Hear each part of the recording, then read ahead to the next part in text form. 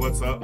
What's up? What's up? It's another night, another episode of the Intellectual Stew with yours truly, James Kirkland. And I am super excited to be here again on tonight.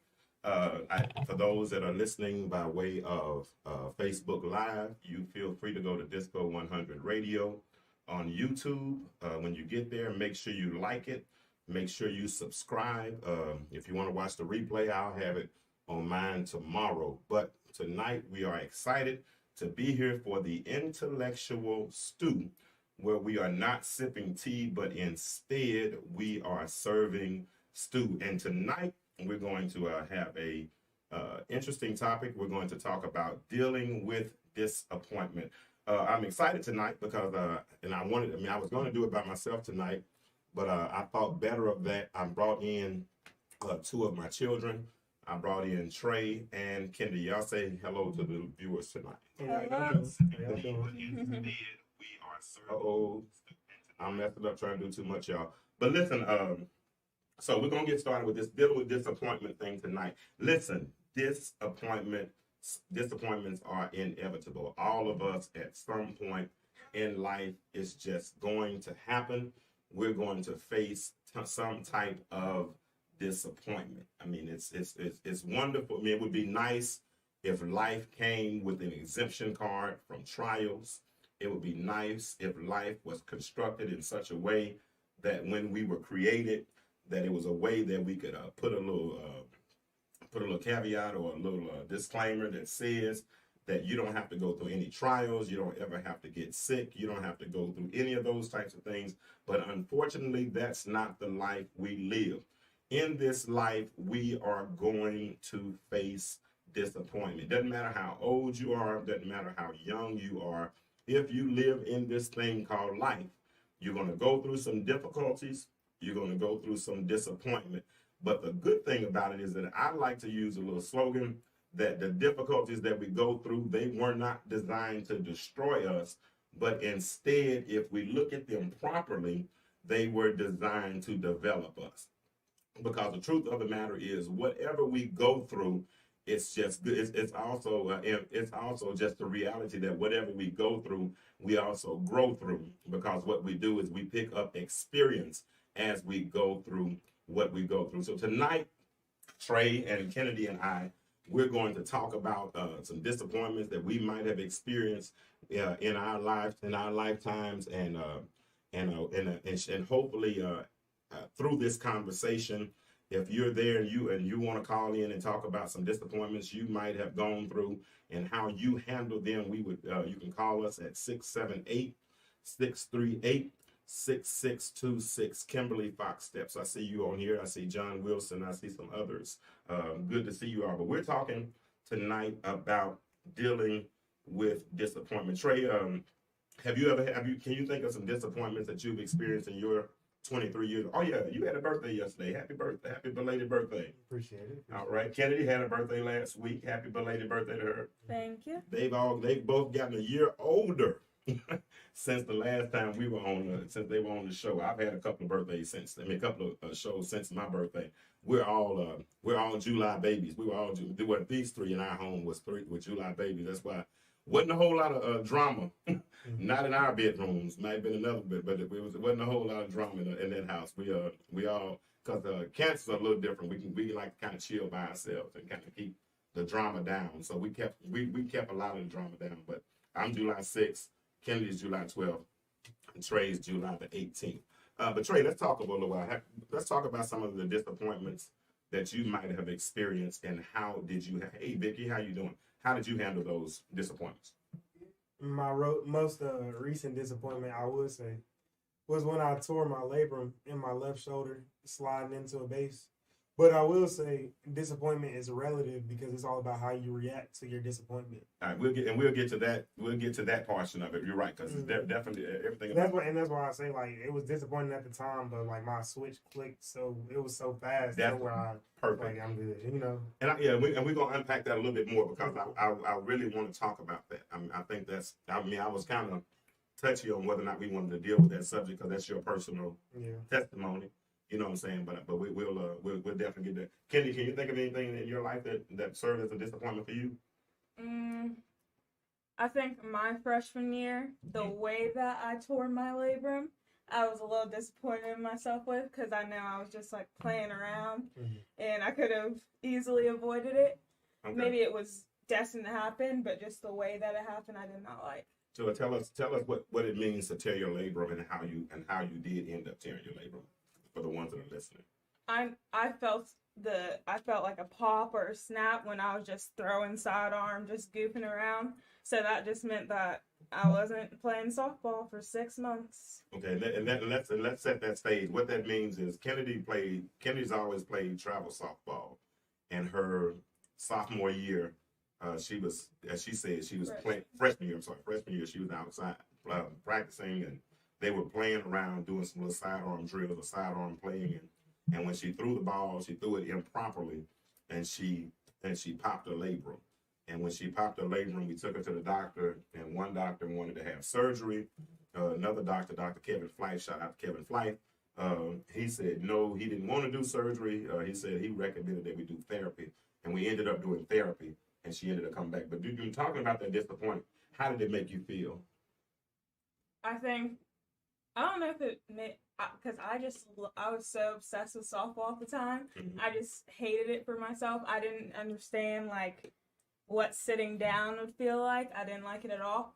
But that just set me up to be more responsible in the future and not take for granted what I had.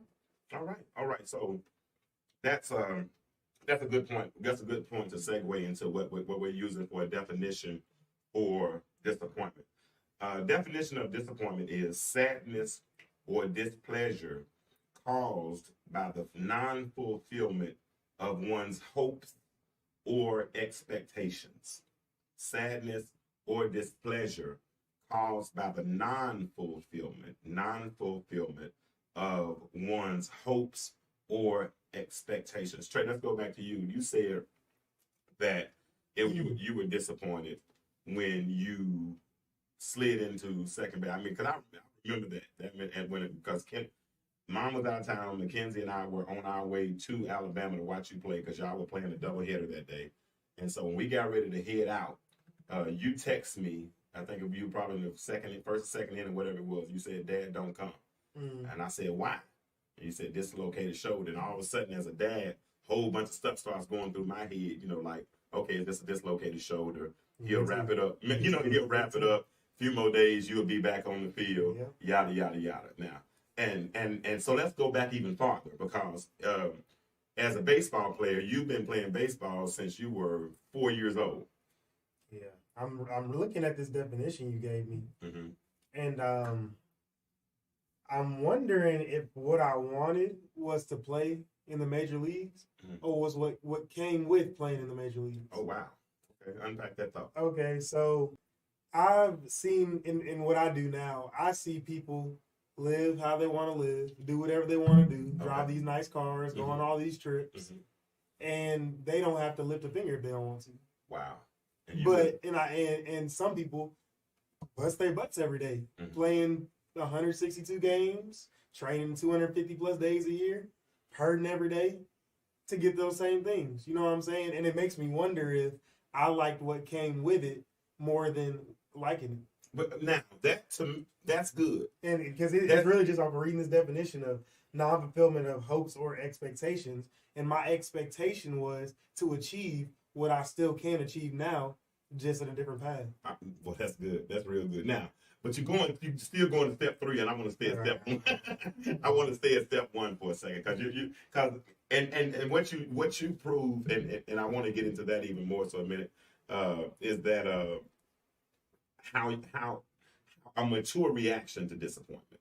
But let's talk about the initial stages of that disappointment, because setting the stage, you start training. You played t-ball at 4. I remember that. And on that team, there were a bunch of little boys, of course. All of y'all were 4 years old. And I never will forget how if the ball was on the ground, that all of them would be diving on the ground, reaching for the ball. And while they were all on the ground reaching for the ball, you would be standing by yourself with your arms folded, like I ain't getting down there because you had it. You know what I'm saying? And even when you played shortstop, you know, you used to be scared to throw the ball at first because you knew the boy couldn't catch the ball or he would hit it. So you started slowing down your throws. So and then as we progress, you know, being cut from something. Let's talk about that. Remember, 11 years old, we tried out for a travel team. Didn't make that team. Was that a disappointment for you? I guess back then, but it means so little in the grand scheme. Yeah, you know. And when I look at it in reverse, I think I might have been more disappointed. Probably. Than you probably were disappointed. Probably. Because like when you didn't make one of those, I'm not gonna say that organization's name because I'm not giving them a free press. Yeah. But when you didn't make that team, every time we played against them, I would be in the car trying to hype you up, and you probably batted about 700 against that team. You know what team I'm talking about? And you would hit that. I mean, some of them got players playing at University of Georgia, some in the major leagues, right? Well, not in the major leagues, but in major league organizations. But you would bruise them. You know what I'm saying? Yeah. And then you went to JUCO, did your thing in JUCO, went to D1, did your thing, took them to the regionals and played on the highest stage. Never will forget the ESPN man ran out the booth to run downstairs to tell you how good, you know, how much he enjoyed watching you play baseball. Right. And he couldn't wait to see you play in the major leagues. And then we were going for this again. COVID comes, and during COVID season, I think you were batting right at about 330. I already had 4 or 5 home runs. I mean, you were locked in, and then COVID comes. But then during that time, there's a term called in strategic planning called a sigmoid curve. Y'all ever heard of that term? I haven't. Okay. What a sigmoid curve is see, typically when you want an organization to peak, right? But sometimes while it peaks, instead of peaking, it plateaus. And so when it plateaus, that means there's no more growth, right? It's a cross growth. But what happens is a sigmoid curve, Charles Sigmoid was one of these strategic planners. He says before an organization plateaus, then you grow in another direction. And even that year while during COVID, you were pledging, you were keeping straight A's in school, you were doing all of these things. And you were doing all these things, and at the same time, you picked up a career, or picked up what at that particular time, did you think it would be a career, or you did think it would be a career? And so, because you thought it could potentially be a career, you started planting. You know what I'm saying? It's like a garden. I mean, my dad had a garden when I grew up.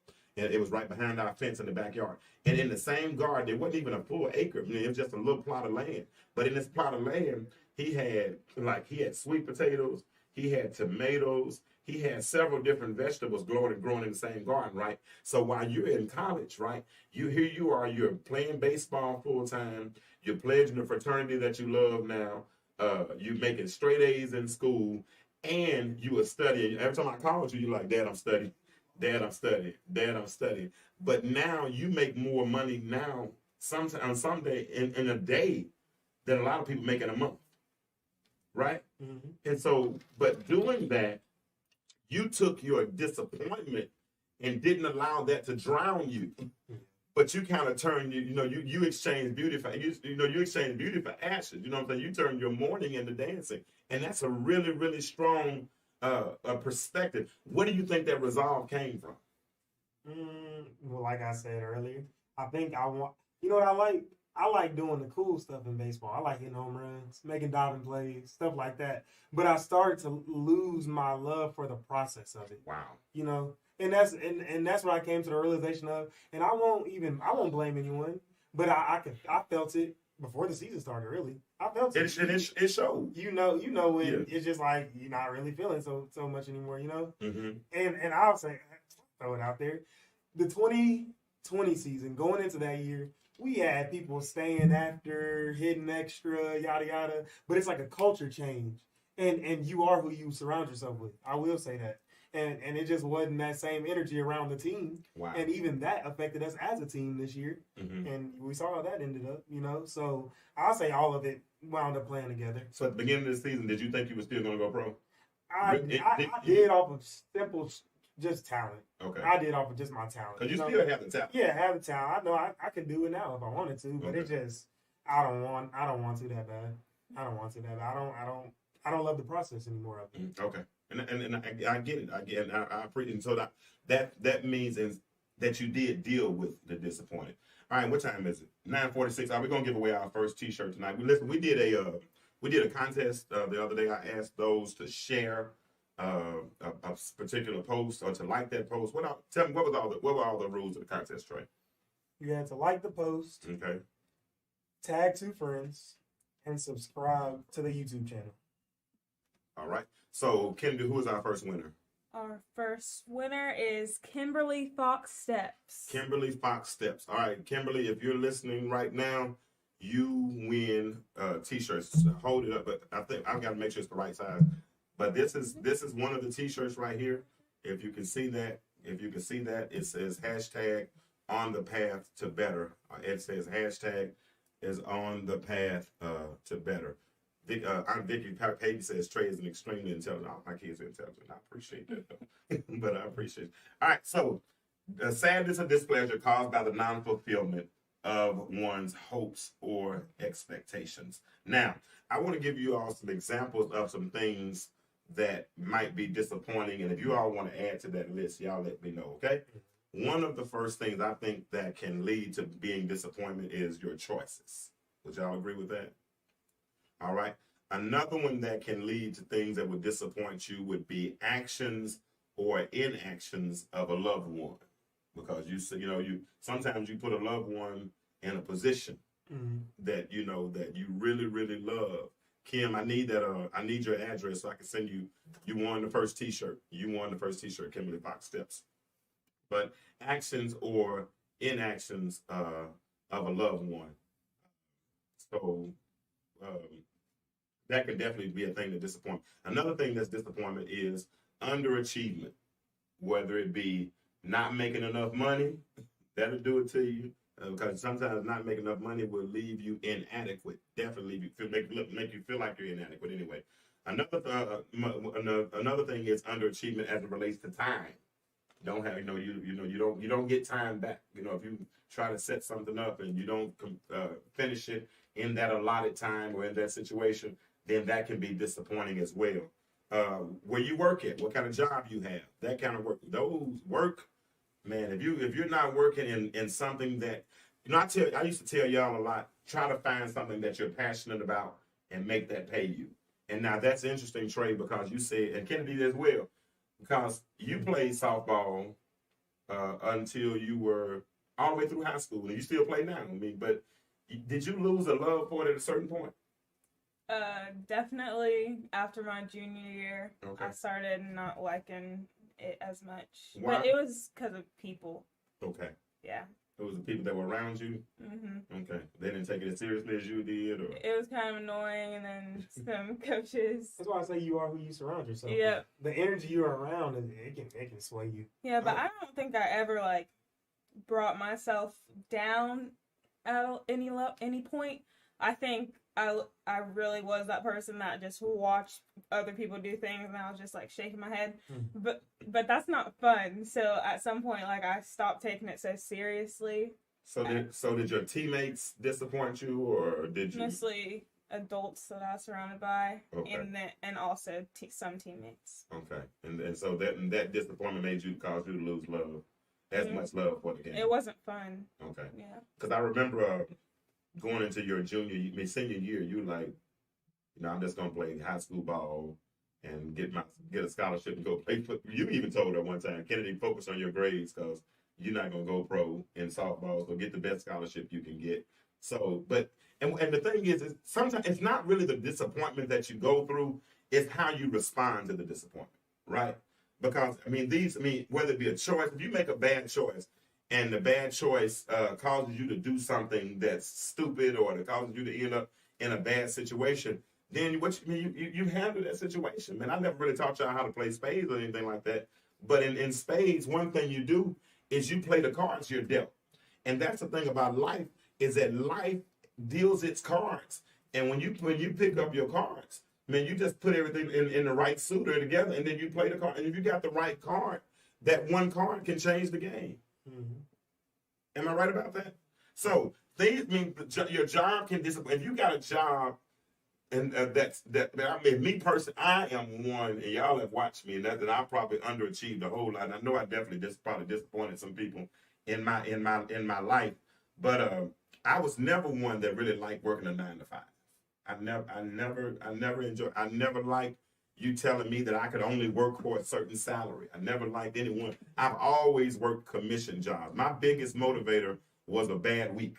If I had a week where I had a 0 check, then the next week, you best believe I was gonna break the bank trying to make up for last week. And then it just got to a point where at a certain point where when I would go to work, I would literally sit in my chair for hours straight with stress in my shoulders because I just hated being in that environment. And when in 2017, after we got separated and I moved out and I lost my job, I haven't worked a 9 to 5 since then. And my bills are paid. And I eat every day, and I'm able to take care of you guys, all those things. But the reason I can do those things now is because I do things that I'm passionate about. You understand what I'm saying? And so I would rather do something that I'm passionate about and invest in me, if that makes sense, than invest in somebody else that's going to end up disappointing me in the process. And I think, and maybe y'all can unpack this and tell me what y'all think about this. I think sometimes we as Cancers, zodiac sign, we harden our shells and insulate ourselves so much that we don't want to put faith in other people. Because if we put faith in other people, we know that they can potentially let us down. So the best thing for us to do really is to really put faith in ourselves. Would either of you all agree with that? 100%. Every group project, I'll be like, I'll turn it in. Because I just got to make sure, especially it was just with this first school year, I'll turn it in. It's just a click of a button, but I know that I'm going to click the button to turn it in. What about you, Trey? I like delegating. You like delegating, but you like being in control, though. Yeah. Now, let me ask something. Okay, so since you said that, that's good. Mm-hmm. You like to delegate. Mm-hmm. Do you trust them to do what you delegate them to do, or do you check them while they're delegating, while you're going through it? Like if the deadline's on the 21st, are you going to check with them on the 19th? Oh, yeah. To see if they're on the process? Yes, for sure. Because the old saying is the test of true leadership is when you're willing to give it away. The test of true power is when you're willing to give it away, right? So that means if I give you a responsibility and I tell you to do it or have it done by the 21st, then by the 21st, I expect it done. But if you're not, but I'm like you, I don't want to be disappointed. So I'm checking with you on the 18th. I'm going to check with you on the 19th. I'm probably going to check with you again on the 20th. Because if it look like you ain't going to get it done on the 20th, then I'm going to get it done. Oh, yeah. I need a little cushion to make sure I get it done. Right. And I think that, in essence, protects us or insulates us from being disappointed. Would you agree with that? I agree. Okay. So that's kind of putting protective measures in place? Mm-hmm. So would you suggest that in order to avoid disappointment, that you should put protective measures in place? Yeah. And it's sad that we have to, though. Yeah, it is. It is. Okay. All right. So let's talk about the 3 reasons why disappointment is good. Disco, you might want to hear this part right here. I've read in one article today. John Wilson also, if you stay up tonight, I'm right around the corner from you, I would drop your shirt off. Purple and gold, Trey, you can say, what is the R2, whatever. You can say it, I can't say it. I can't say it, I don't want to get in trouble. I couldn't understand what you're saying. But so 3 reasons that disappointment is good. One reason disappointment is good, it means that you are passionate for something, right? In other words, if you, in disco, you are super passionate about everything that you do. I give you credit for that. But if you're passionate for something, then you put yourself in a position for something to disappoint you. Does that make sense to you?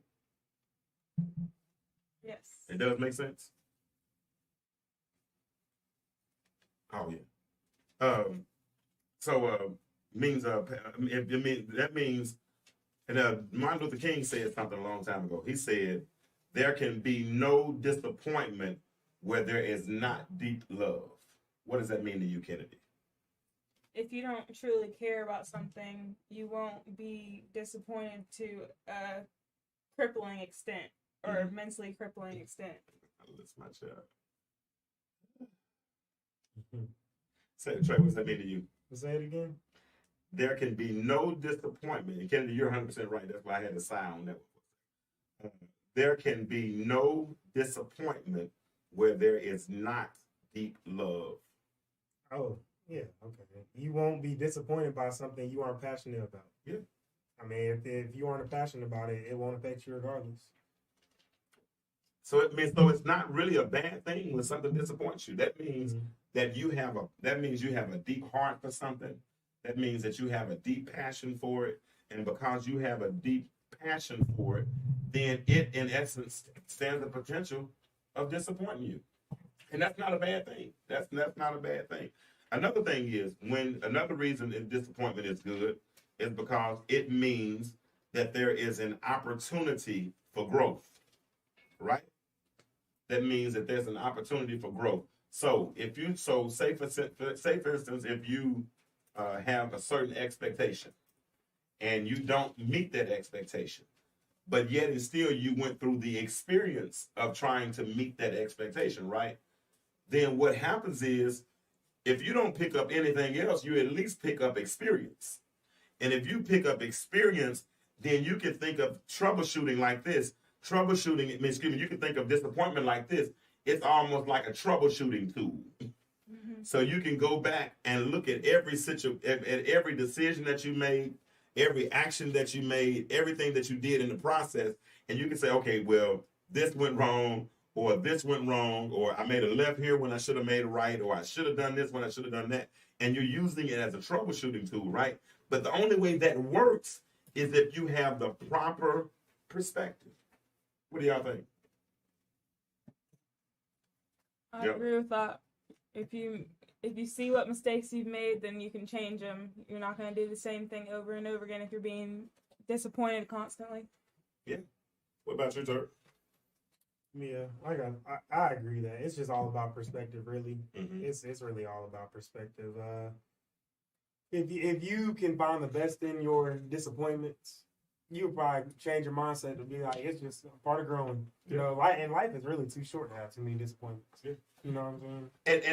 And y'all, let me put this caveat out here about Tre, because I mean, a lot of y'all talk about how intelligent Tre is, and Tre is super intelligent. Tre and Kennedy, all my children, like I said, intelligent.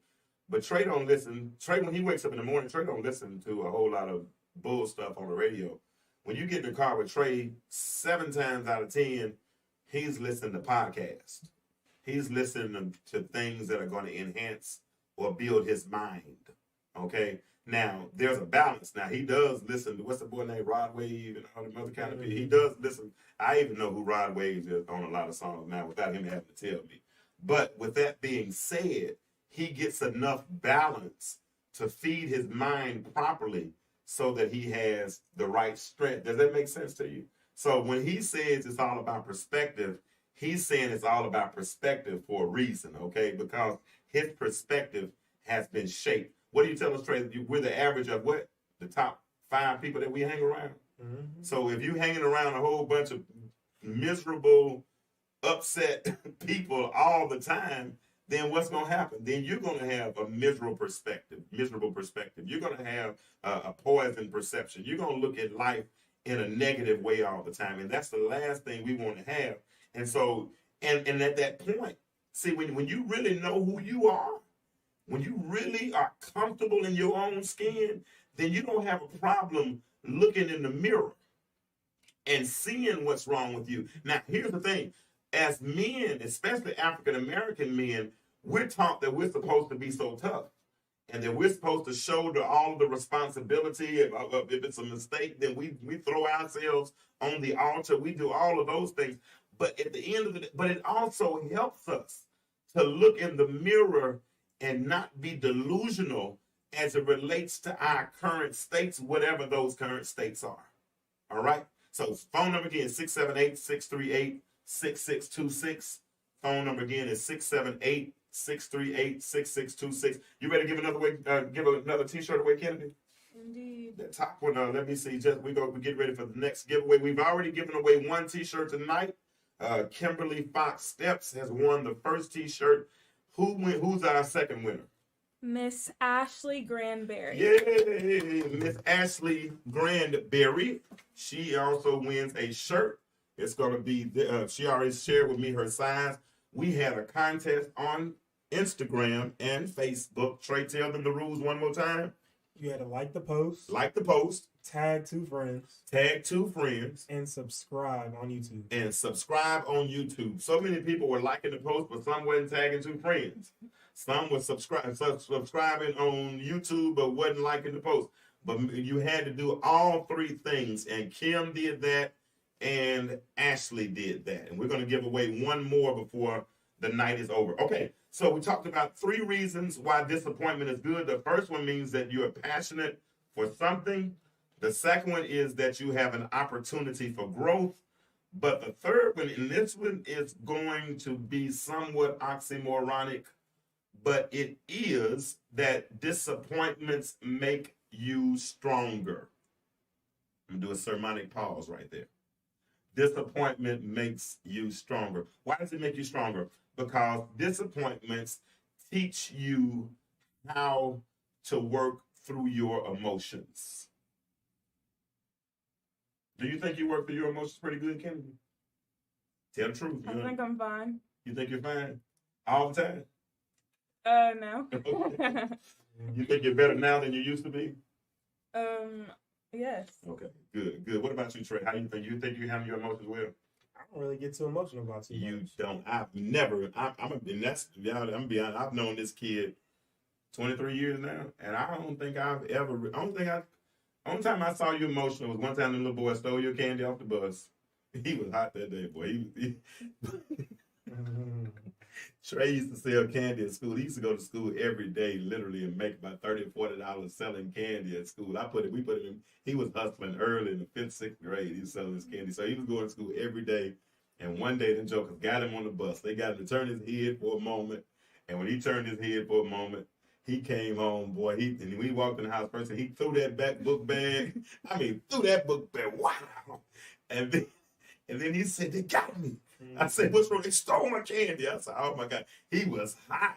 And all I could do as a dad would say, "Hey, you got to learn from what you did." And I think we went right back to the store and bought some more candy that night. And we went back the next day. And I promise they didn't steal nothing from him again. You know what I'm saying? But it was watching him deal with that disappointment because he was the candy man at school, man. He was, I'm telling your story. You tell your own story. I guess I sold candy for cheaper than it was in a vending machine. That's about all I had going. I walked around with $50, $60 worth of candy every day and made like $30, $40 a day. Every day. In 5th grade. In the 5th grade, man. He was doing his thug thistle, man. And what are you going to say? I was saying, I can't believe you got away with that. It's illegal now. You're not supposed to do that. I know. You got away with it in Rockville County, but when you came to Cobb County, you did it. I did it everywhere. Yeah. Did it at home? I thought you stopped. I thought Because you remember, stopped. Mr. Arion or something helped you or didn't tell you? Yeah. Wow, I don't remember that. But yeah, but anyway, that was a disappointing time for you. And honestly, like I said, that was really one of the only times I really watch you show emotion like this, especially having me as a dad. Cause I wore my feelings on my sleeve. I would get into. I know there were several times. Well, we'll get into that a little bit later on. But disappointments, if you deal with them enough, they'll teach you how to deal with your emotions. Mm-hmm. And when they teach you how to deal with your emotions, after a certain point, then after being disappointed enough, and not saying that you should welcome disappointment or that we long for disappointment. But the thing is that when we face disappointment, then we should be able to handle it a certain way. And if we handle it a certain way, then it makes us stronger for the next trial or the next tragedy or whatever else it is that we go through. Would y'all agree with that? Yep. So let's move on. So how to deal with disappointment? One thing you do when it comes to dealing with disappointment is you accept the feeling. Yeah. I mean, it's such a miscalculation, if you will, to act like when you're disappointed, to act like you're not disappointed. And you just want to sweep it under the rug and move on. Because if you sweep enough dust under the rug, what happens? Creates a lump. It creates a lump. Did you make that up on your own? I mean, a lot of dust under the rug. I know, man. I've been saying it all my life, but I don't remember ever telling you that, so I ain't want to take credit for that one.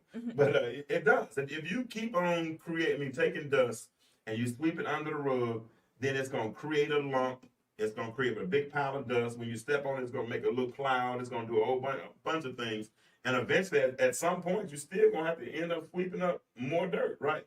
So why not deal with it instead of sweeping it on the road? Go ahead and sweep it in the dustpan, throw it away, so that way and so that way you can move on to whatever the next thing is. Anything that life deals us, I think. Okay, this is what I want to say. I think life lends lessons. Y'all heard me say this before. Life lends us lessons. It's on us to consider the clues. Mm-hmm. And so many times we move along in life and we don't consider the clues. I mean, life is steadily teaching you this and teaching you that. You know, if you broke now, truth be told, this ain't your first time being broke. And so if you made it out last time or you made it through last time, then guess what? 9 times out of 10, when this process is over, you're gonna make it out on this time too. I mean, if you got a common cold, there's the saying is there's no cure for the common cold, right? Mm-hmm. So really with the common cold, all you can do is wait it out, put some fluid in you, drink some juice or whatever you're gonna do, go to bed, next 2 or 3 days, boom, you use it 24 hours with 36 hours, you use it, done with it, right? Mm-hmm. Same thing with a trial, same thing with disappointment. If you deal with it, if you handle it, if you make the necessary adjustments, if you do whatever you need to do, then you put yourself in the best possible position to move on from the disappointment. But the only way that can really happen is to accept how you feel. And while you're accepting how you feel, you got to remember this, and this is what we all need to say. If anybody's listening on the screen and you're dealing with any type of disappointment, listen to me right now. If you're dealing with any type of disappointment and it seems to be weighing you down or it's causing you to lose sleep or causing you to need a pill to go to bed at night, do me a favor. If you don't want to type it on the screen, say it to yourself. Say this: I am not a disappointment.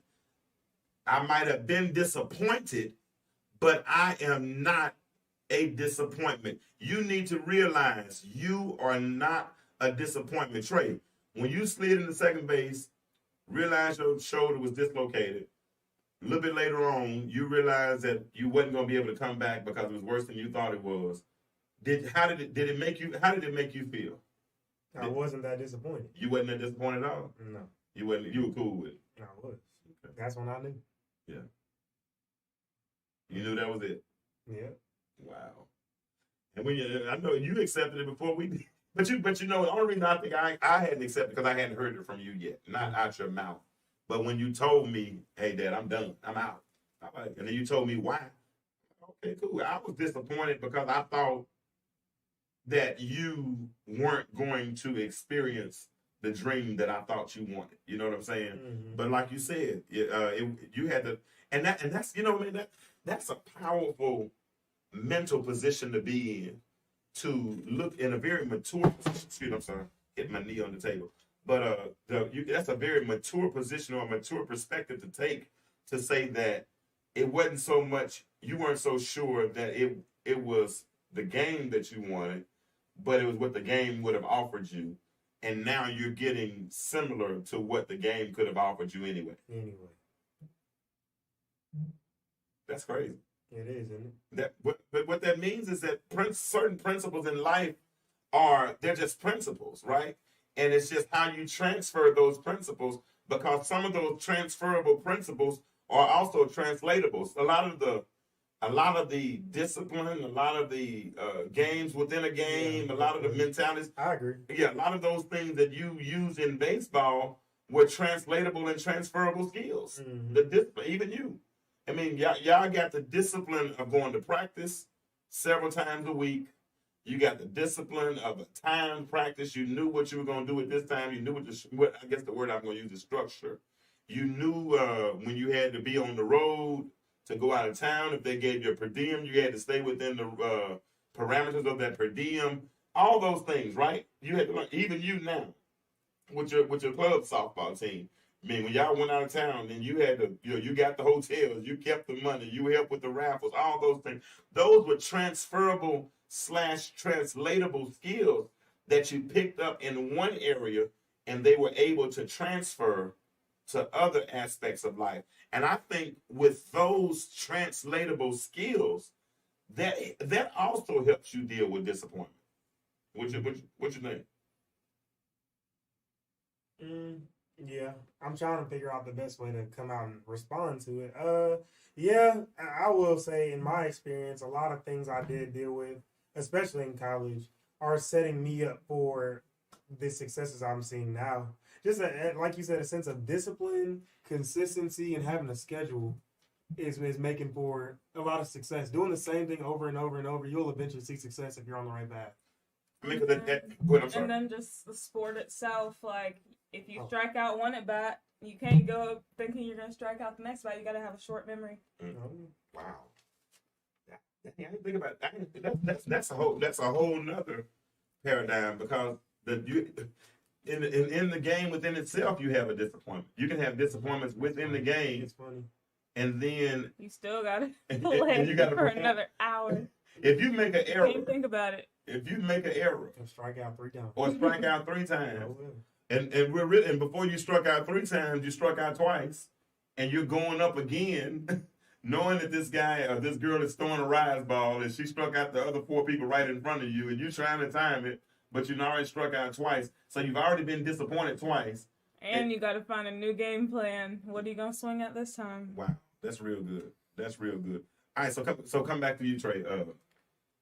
Just having. So my mentor basically says, people always ask, when did you see a transition in your trading?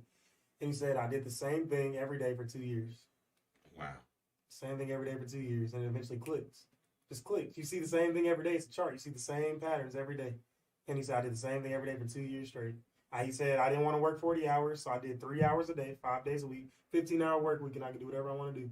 And that's the model you chosen now. Now, did you face any disappointments in trading? Yes. I still do. I still do. But it's just a whole bunch of like trial and error, basically. And you always learning. And it's crazy because even my mentor, he said he didn't start trading seriously until he was 29. And that's what blows my mind about me. So I just turned 23. And I feel like my what I can do is so limitless, you know? So what? Limitless. Like I don't know. Like you asked me what I want y'all to pause. Everybody listen, I want you to pause to hear what my son just said. Most people talk about how limited things are, but what he just said was that what you can do is so limitless. I don't know how much money I can make. I don't know what I can do. I like how I can determine that. Yeah.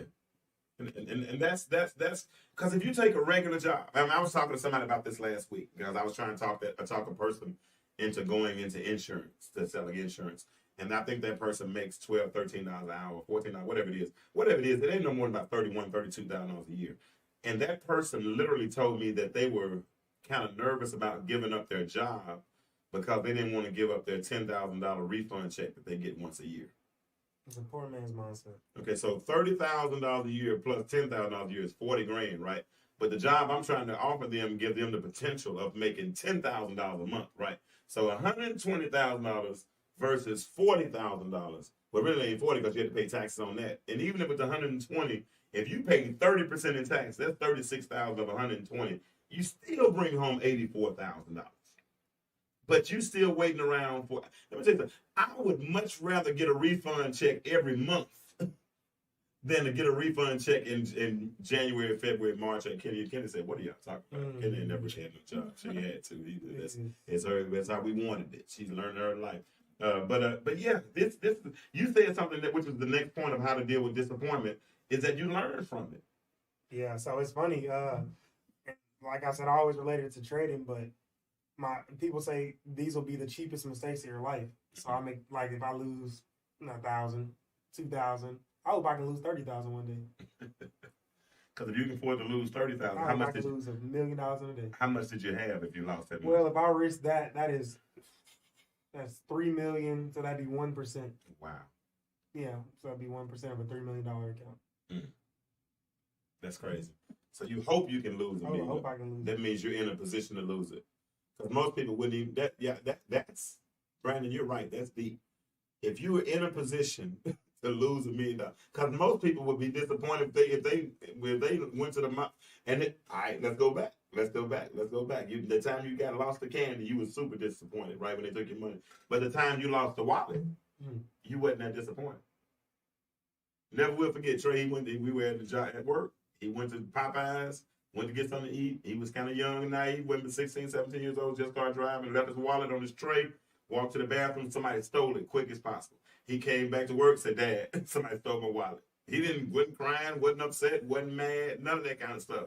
Now that could have easily been qualified as a disappointment, but it was how he handled it. And because of the way, and I don't know if it was only the way he handled it, or it was also the way I handled it, because all I said was basically, well, first of all, you shouldn't have left your wallet on the tray.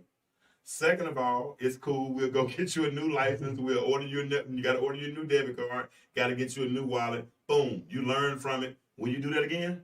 Nope. All right. So whatever disappointment you face in life, make sure that you learn from it. Anything you learn, same thing.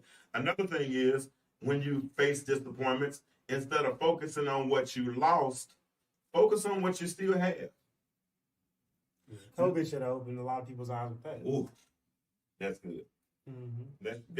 That's definitely true. COVID should have opened a lot of people's eyes. Even me, when I went through my personal, even with the divorce and all that kind of stuff, for a while I sat on the couch with a woe is me mentality, thinking about everything that I lost instead of focusing on what I still had. And because I mean, I felt it was an alone type of feeling, whatever. But it was never a time that I couldn't call Kennedy. Was never a time I couldn't call Trey. Was never a time Mackenzie wouldn't call and say, "Dad, I love you." All this type of things. Whenever I called, said, "Let's go out to eat." We went out to eat if Trey was out of town. And I'm sure even if I can think of a time in particular, Trey probably is too man enough not to want to talk about it.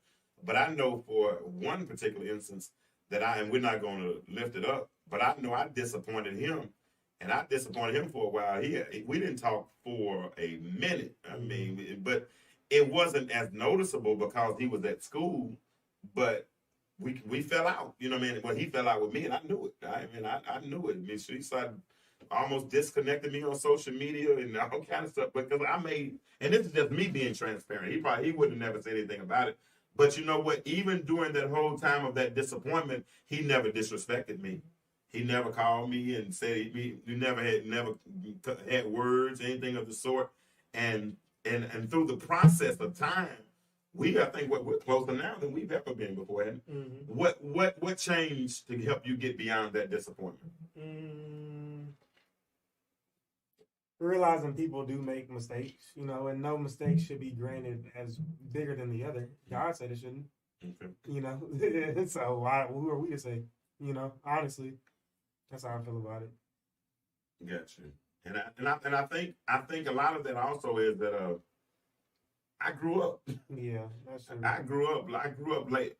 Sometimes as men, we grew up late, and I grew up. I think for a season of my personal life, kind of stopped the growth process. You know what I'm saying? I kind of was mute, if you will, or I don't know what had happened. I was just kind of blind because I had dealt with so many disappointments, and it seemed to an extent. I used to hear Bishop Kenneth Robinson say that it's like pouring water on a drowning man. It seemed like every decision that I made was a bad decision. You know what I'm saying?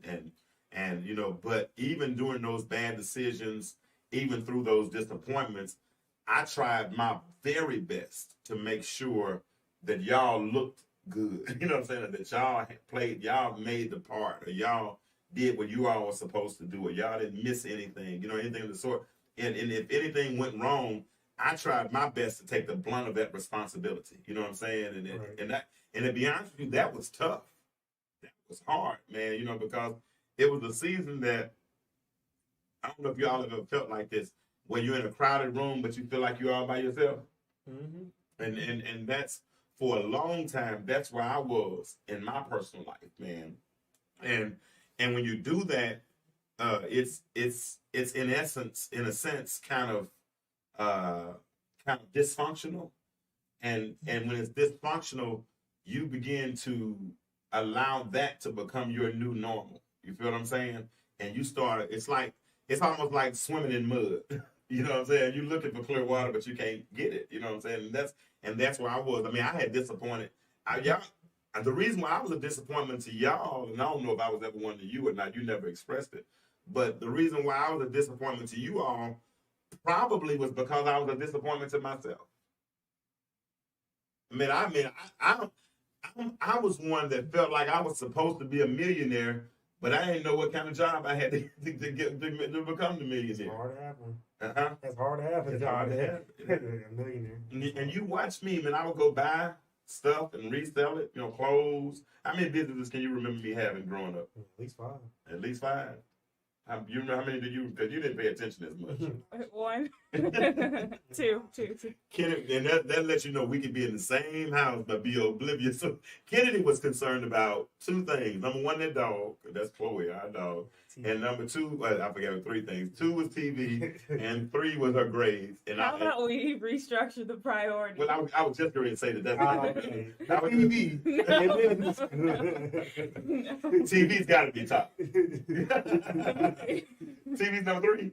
Yes, my grades, the dog, and then Okay, great. Whatever. sure.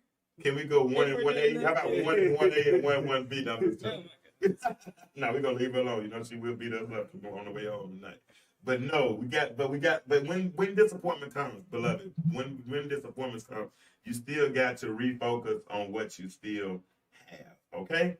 Now, another thing, and we're gonna go through a couple more points because we're getting close. Oh, we got one more t-shirt to give away. We do. We got one more t-shirt. We're giving one. The first one was to Kimberly Fox Steps. The second one was to Ashley Granberry. And the third one will be to Tony Layton. Tony Layton. This one right here. That one is going to go to Tony Layton. Tony Layton. If anybody sees him or knows him, tag him and let him know that he won a t-shirt. All of you winners, I need you to inbox me your address. Don't worry about shipping. I will take care of that, okay? I'll take care of that. Why? Because I appreciate you for listening. Tony Layton, you won a shirt. Kimberly Fox Steps, you won a shirt.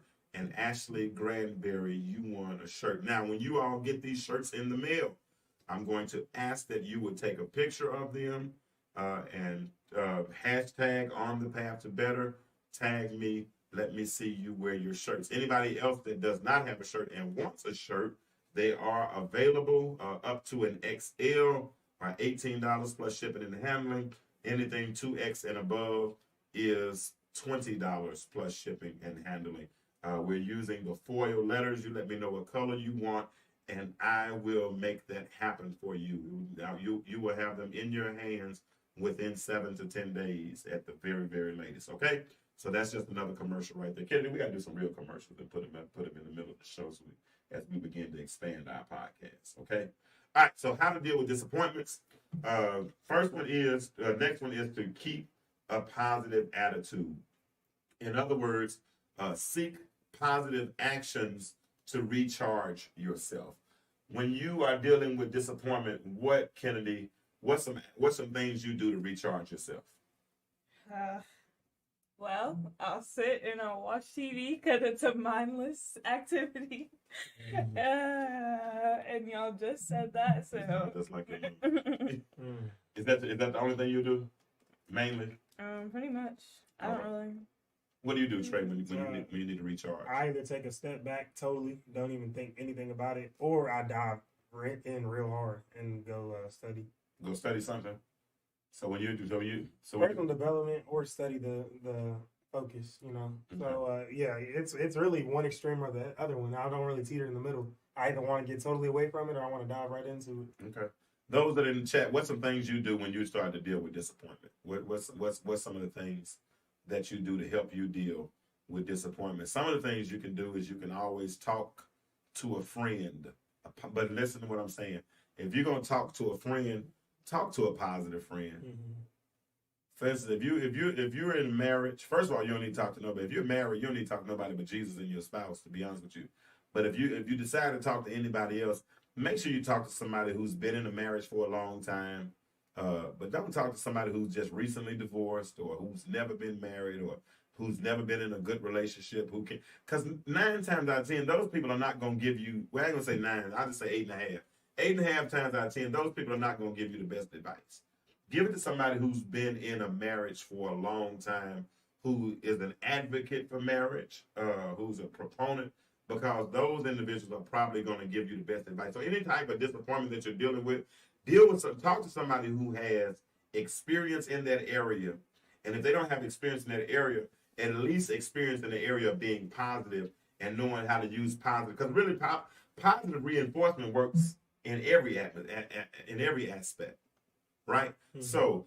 So seek positive actions to recharge yourself. Like you can pray, you can talk to a positive friend. Me personally, when I get upset like that, I need to take a nap. I need to lay down, because when I get that upset, I got to calm down. The best way for me to calm down is to take a nap or to walk. Well, I'm not going to walk it nowhere. Everybody knows I ain't walking around the corner unless I'm walking Chloe. But I need to get in the car and drive. But I got to do something to recharge myself. We're going to do one more, and then we're going to shut this down for the night. The next one is, and I like this one. So let's looking at it. Yeah. This one is good. This one is good. Yeah. Kim, if you're still there, write this one in the chat for me. The next thing you need to do is attach to your desire and not your goal.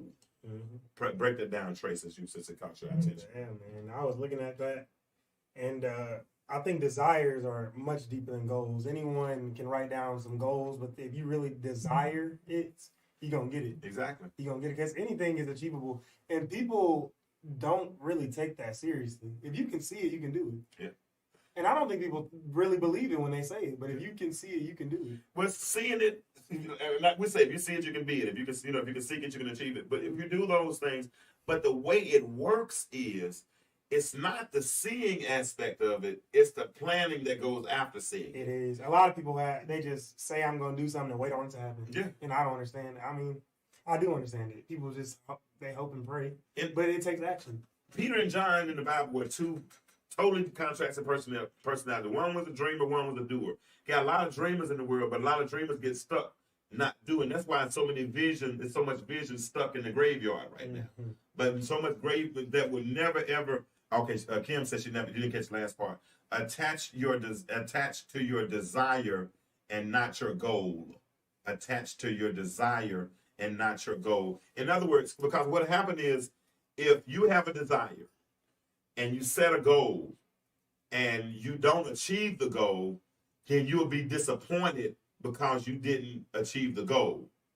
But the fact of the matter is, you shouldn't be upset that you didn't achieve the goal. You should be thankful that you have the desire, because the desire can go in a whole bunch of different directions, but end up with the same outcome or with the necessary outcome. Mm-hmm. But because we don't reach the goal the first time, then what we do is we think it's something wrong with the desire. No, it's nothing wrong with the desire. The problem is you just got to figure out how to put the process in place to get you to the expected goal that you're trying to get to. Does that make sense?